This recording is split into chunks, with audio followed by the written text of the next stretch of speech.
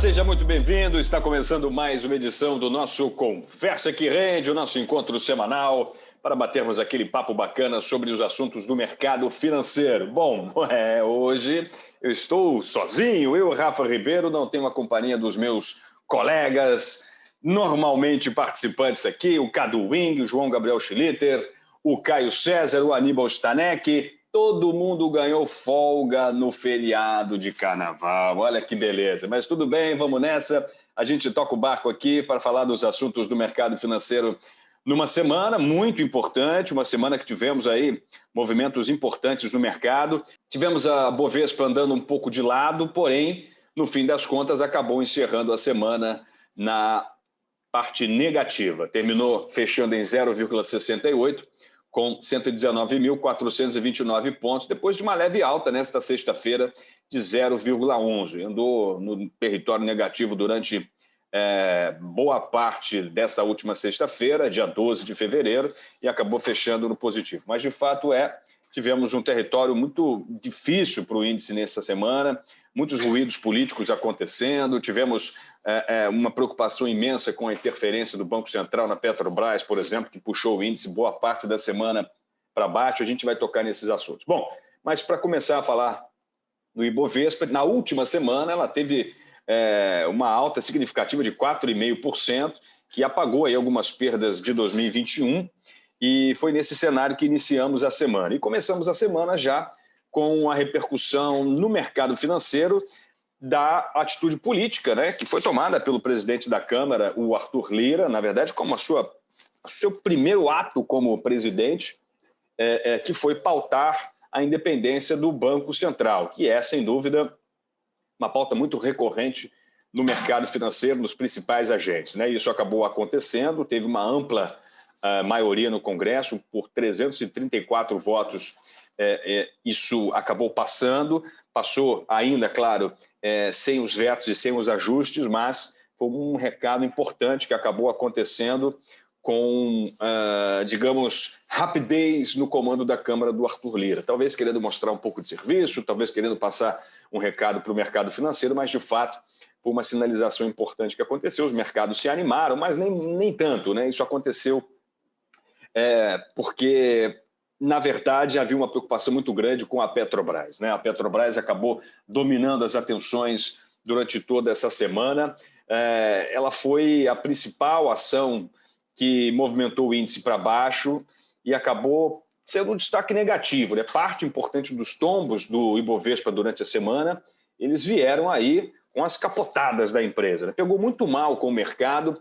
Descobri via imprensa, mais uma vez a imprensa fazendo um trabalho importante, nesse caso com a agência Reuters, pegou muito mal com a imprensa descobrir, faz algum tempo que a estatal aumentou de 3 meses para 1 ano o prazo considerado para readequar os preços de combustíveis aos níveis praticados pela concorrência, né? Isso tem um impacto direto na precificação que a Petrobras faz do combustível, né? E isso, logicamente, tem um impacto econômico muito grande. Mas esse tipo de informação, teoricamente, deveria vir acompanhado de uma divulgação de fato relevante, que é algo mandatório no mercado, né? E não foi o que aconteceu. Na verdade, o pano de fundo de tudo isso foi um aviso dado na semana passada pelo presidente Bolsonaro, num afago aí aos caminhoneiros, de que ele anunciaria uma medida para reduzir o preço dos combustíveis. E na última sexta-feira, revelou-se, na verdade, tratar de um projeto para reduzir os impostos e garantir que a empresa seguisse independente. Bom, mas seja lá como for, já tem praticado preços defasados e nem mesmo o reajuste que passou a valer na semana passada mudou esse fato. E aí um resumo: os preços do petróleo seguiram em alta no mundo todo, com apenas uma queda na semana que interrompeu uma sequência de altas em mais de 2 anos. Eles já estão nos patamares mais altos desde o início da pandemia, né?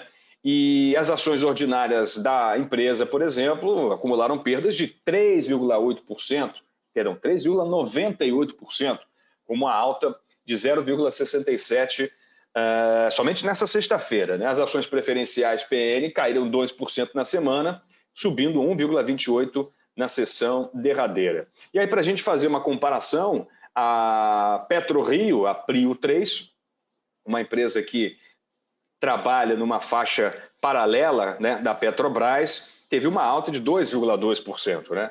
Para você perceber como essa influência política dentro da gerência da Petrobras, sobretudo na política de combustíveis, vem aí trazendo, sem dúvida, ruídos importantes que estão afugentando os investidores. Das 81 ações do Ibovespa, 41 caíram na sessão.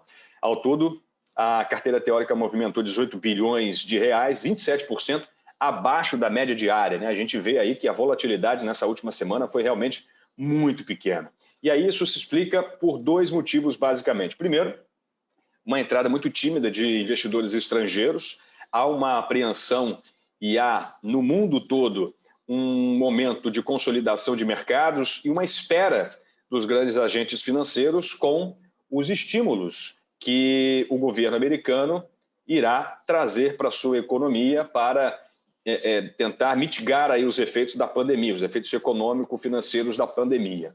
O pacote de 1,9 trilhão de dólares deve ser aprovado pelo Congresso americano, vai ainda passar por outras instâncias e a previsão é que no dia 14 de março somente isso seja de fato uma pauta que seja superada. E aí a expectativa é que até lá os mercados andem bastante de lado e, claro, a Bolsa brasileira, uma bolsa muito afetada pelos movimentos externos, acaba sofrendo um pouco. Para traduzir rapidamente os números do Ibovespa, tivemos aí uma variação positiva de 0,11%, na semana uma queda de 0,68%, no mês de fevereiro temos uma alta de 3,79% e uma alta no ano de 0,35%. Falando da curva de juros, ela seguiu ampliando a inclinação ao longo aí da semana. Destaca-se, talvez, a fraqueza da economia brasileira, que tem esfriado as apostas em subida da Selic já na próxima reunião do Banco Central em março. O que ajudou as pontas mais curtas a serem pressionadas a cair logo ao longo da semana, né? Mas na sexta não teve jeito. As taxas de contratos de depósito interfinanceiro do DI, já para janeiro de 2022, que refletem as expectativas mais imediatas da Selic, foram de 3,32 para 3,40, uma alta grande. E o fim da curva da ponta alta, ligado à intensidade, um cheiro forte de calote do governo no ar, consequentemente a expectativa de juros condizentes a esse risco, lá na frente as taxas subiram de 2031, o ano, né, logicamente, subiram de 7,86% para 7,97%. O preço do dólar à vista no Brasil, por sua vez, cedeu a pressão aí vinda dos Estados Unidos, fechou o dia 0,27% mais barato, com R$ 5,37, R$ 5,37. Pela mesma razão, o real se valorizou aí 0,17 em relação à moeda americana na semana. No dia, uma variação negativa, portanto, de 0,27, na semana, menos 1,77, no mês, 1,77, no ano, uma valorização de 3,60. É verdade que a aprovação do projeto de autonomia do Banco Central foi aguçando aí algumas esperanças, né, de que as reformas propostas pelo governo deslanchem, enfim, mas era de se esperar ainda mais peso dada essa agenda pelo deputado Arthur Lira e pelo senador Rodrigo Pacheco, os presidentes das respectivas casas, né, o Congresso e o Senado, com o apoio do Planalto. E depois de eleitos, eles acabaram passando a falar com mais urgência dos novos auxílios emergenciais, foi outra pauta muito importante, muito demandada na Bolsa de Valores. O senador Rodrigo Pacheco avisou que não quer condicionar novos estímulos a contrapartidas desejadas pela ala econômica do Planalto, leia-se novos impostos como a nova CPMF, e o deputado Arthur Lira basicamente intimou o Paulo Guedes na semana passada a encontrar uma solução para aumentar aí ou para tentar, de alguma maneira, buscar algum tipo de fôlego financeiro para o auxílio emergencial, e que vai explodir o teto de gastos de vez mesmo, né? A defesa dos novos gastos para evitar uma maior, por bem ou por mal, do ponto de vista basicamente da solvência do governo, parece ter aí um respaldo político nas redes sociais. Foi um triunfo eleitoral do Jair Bolsonaro a tentar entrar no Planalto. E aí a gente tem a narrativa de que a economia brasileira está realmente entrando num colapso, né? Ela vem se consolidando, essa narrativa aí, pelos atores financeiros, nas redes sociais, ganhou muita evidência essa semana, uma percepção de uma inflação mais forte, aí aliada talvez a discussões sobre o auxílio emergencial, a autonomia do Banco Central, levou muitos internautas a criticar aí a forma como a economia está sendo gerida no país. muitos relatórios de internautas aí forçados a escolher entre comprar comida ou pagar contas, né? Foi o que a gente percebeu aí durante a semana. Muitos relatos, né? Mas não é, claro, bem assim, não tem essa dicotomia tão forte, tão grande. A verdade é que a falta do emprego tem sido um tema constante nas conversas, isso, sem dúvida nenhuma, pautou as redes sociais. Bom, a gente tem aí, na próxima semana, essa pauta política ainda sendo muito forte, né? Intensificada nos mercados, nem tanto lá fora, porque parece haver uma consolidação nesse sentido, esperando aí algum fato mais relevante em relação à acomodação do auxílio emergencial nos Estados Unidos, né? A PEC emergencial aqui no Brasil precisa de uma mais forte urgência política, tentando pactuar no Congresso um pacto com a PEC de guerra, né, que foi o subterfúgio utilizado lá atrás para produzir a fórmula financeira e política para se chegar ao auxílio emergencial. É esperado isso aqui no Brasil também. E isso vai, sem dúvida, pautar a agenda brasileira na semana que vem, em ritmo de folia, porque estamos gravando aqui na sexta-feira pré-carnaval, os mercados só abrem na quarta-feira, dia 17, a partir de meio-dia. Então, muita coisa pode acontecer. Se você dormiu comprado, se você dormiu posicionado, cuidado, tenha preocupação. Quarta-feira, acorde cedo, estude os mercados e esteja preparado para os movimentos bruscos que podem acontecer. É isso, galera. Agradeço demais a audiência de vocês, aproveitando para convidá-los mais uma vez a acessar as nossas redes sociais. Estamos no Instagram, instagram.com/MacLeodPartners. Diariamente eu produzo um resumo sobre os principais assuntos do mercado financeiro. Nós estamos também no LinkedIn, linkedin.com/MacLeodPartners. E nesta sexta-feira, aproveito para deixar o convite a você que já está participando da nova rede social, o Clubhouse. Acesse lá o Clubhouse e me adicione. Siga Rafael Ribeiro, @RafaelRibeiro.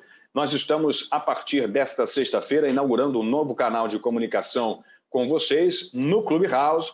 Todas as sextas-feiras, a partir de 7 da noite, eu estarei ao lado de João Gabriel Schlitter e do Emanuel MacLeod, nosso CEO, para conversarmos sobre os assuntos do mercado financeiro. A gente vai estar aí produzindo esse conteúdo, um bate-papo descontraído, informal, muito bacana, tentando trazer aí cada vez mais pessoas interessadas em conteúdos relevantes, criativos, sobre investimentos e sobre o mercado financeiro.